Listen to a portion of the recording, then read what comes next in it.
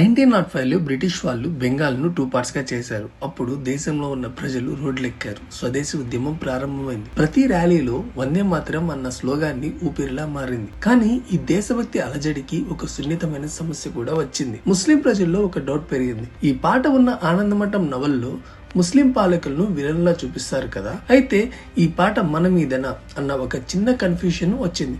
ఆ చిన్న కన్ఫ్యూషన్ ని బ్రిటిష్ ప్రభుత్వం డివైడ్ అండ్ రూల్ కోసం ఉపయోగించుకుంది. 1930లో ముస్లిం లీగ్ కూడా స్పష్టంగా చెప్పింది ఏంటంటే, మాకు వందే మాతరం మీద అభ్యంతరం లేదు, కానీ దేవతలను సూచించే స్టాంజాలను పాడమనే బలవంతం మాకు కుదరదు.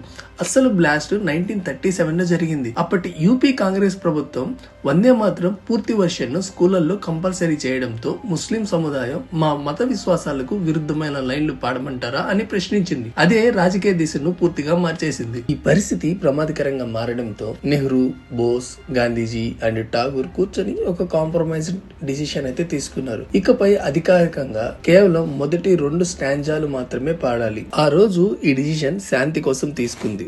ఈ చిన్న కాంప్రమైజ్ నేడు ఈ రాజకీయాల్లో ఒక పెద్ద బ్లేమ్ గేమ్ గా నిలిచిపోయింది. ఈ కథలో పొలిటికల్ ట్విస్ట్ గా ఎలా మారింది అన్న విషయాన్ని నెక్స్ట్ పార్ట్ లో చూసేద్దాం.